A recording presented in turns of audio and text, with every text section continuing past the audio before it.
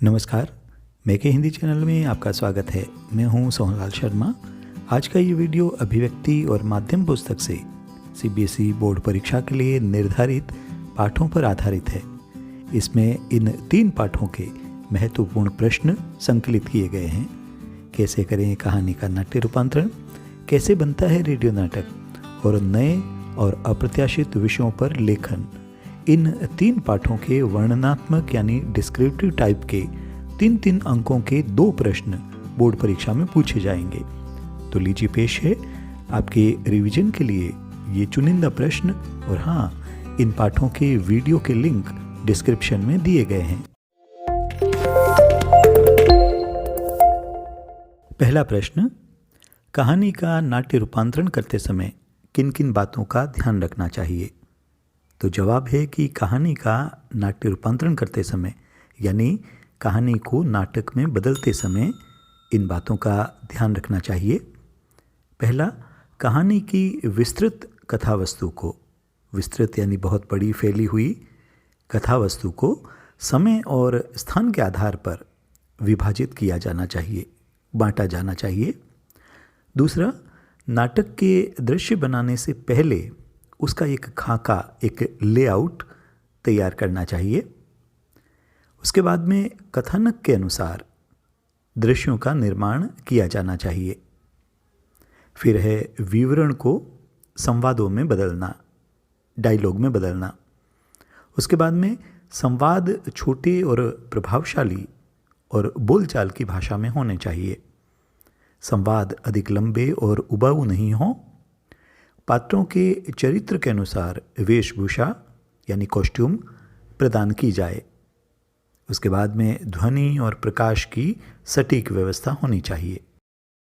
अगला प्रश्न है कि कहानी का नाट्य रूपांतरण करते समय कौन कौन सी समस्याएं, कौन कौन सी बाधाएं आती हैं।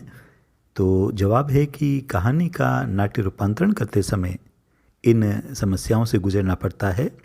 पहला, कथानक को अभिनय के अनुरूप बनाने में समस्या। दूसरा, मंच सज्जा, संगीत, ध्वनि और प्रकाश व्यवस्था करने में समस्या। तीसरा, पात्रों के मनोभावों तथा मानसिक द्वंद्वों की प्रस्तुति में समस्या, यानी पात्रों के मन में क्या चल रहा है, क्या उनके मन में द्वंद्व चल रहे हैं, उसको प्रस्तुत करने में, उसको अभिनय में ढालने में समस्या उत्पन्न होना। और अंतिम है संवादों को नाटकीय रूप प्रदान करने में समस्या। अगला प्रश्न है कि रेडियो को मनोरंजन का सबसे सस्ता और सुलभ साधन क्यों माना गया है। तो इसका उत्तर ये है कि कुछ दशक पहले तक जब टेलीविज़न की भारत में उपलब्धता बहुत कम थी, तब आम जन के लिए रेडियो ही मनोरंजन का माध्यम था। रेडियो एक छोटा यंत्र है जिसे कहीं भी ले जा सकते हैं, इसका उपयोग कर सकते हैं। रेडियो बहुत कम खर्च में जन सामान्य को उसी की भाषा बोली में सहजता से जानकारी उपलब्ध करा देता है और इसीलिए रेडियो को मनोरंजन का सबसे सस्ता और सुलभ साधन माना गया है। अगला सवाल है कि रेडियो नाटक लिखते समय किन बातों का ध्यान रखना चाहिए। तो जवाब है, रेडियो नाटक लिखते समय हमें इन बातों का ख्याल रखना चाहिए। ऐसी कहानी का चयन करना चाहिए जो एक्शन प्रधान न हो। फिर है समय सीमा का ध्यान रखना चाहिए।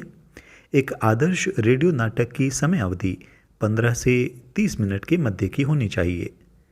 फिर है पात्रों की संख्या का भी ध्यान अवश्य रखा जाना चाहिए, क्योंकि श्रोता यानी ऑडियंस केवल आवाज़ के सहारे ही पात्रों को याद रख पाते हैं। रेडियो नाटक में संवाद लिखते समय इस बात का अवश्य ध्यान रखा जाना चाहिए कि संवाद जिस चरित्र या पात्र को संबोधित कर रहा हो उसका नाम अवश्य लेना चाहिए। रेडियो नाटक में सब कुछ ध्वनि प्रभावों के माध्यम से ही प्रेषित किया जाना चाहिए। ध्वनि प्रभाव यानी साउंड इफेक्ट। अगला प्रश्न, कैप्टिव ऑडियंस किसे कहते हैं। तो जवाब है कि सिनेमा व नाटक में दर्शक अपने घरों से बाहर निकलकर किसी अन्य सार्वजनिक स्थान पर एकत्र होते हैं। ये सभी लोग अनजान होते हुए भी एक समूह का हिस्सा बनकर एक साथ सिनेमा या नाटक देखते हैं।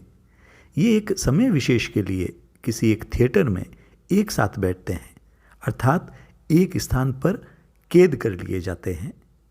इन्हीं कैद किए हुए दर्शकों को अंग्रेजी में कैप्टिव ऑडियंस कहते हैं। जबकि टेलीविज़न या रेडियो पर आमतौर पर इंसान अपने घर में बैठकर अपनी मर्जी से कार्यक्रमों को देखता और सुनता है।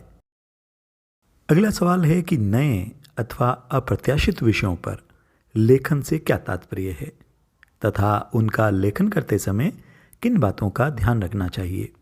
तो इसका उत्तर ये है कि किसी नए अथवा अप्रत्याशित विषय पर कम समय में अपने विचारों को संकलित कर उन्हें सुंदर ढंग से अभिव्यक्त करना ही अप्रत्याशित विषयों पर लेखन कहलाता है। और इसका जो दूसरा भाग है उसका जवाब ये है कि नए अथवा अप्रत्याशित विषयों पर लेखन करते समय हमें इन बातों का ध्यान रखना चाहिए।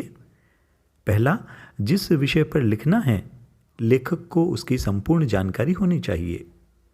अगला बिंदु है कि लेखक को अपने मस्तिष्क में उसकी एक रूपरेखा, एक उचित खाका बना लेना चाहिए। अगला है कि विषय और तथ्यों में उचित तालमेल होना चाहिए। अगला बिंदु कि विचार विषय से सुसंबद्ध तथा संगत होने चाहिए, यानी आपस में अच्छे तरीके से गुंथे होने चाहिए, उनमें आपस में मेल होना चाहिए। अगला बिंदु है कि अप्रत्याशित विषयों के लेखन में मैं शैली का प्रयोग करना चाहिए।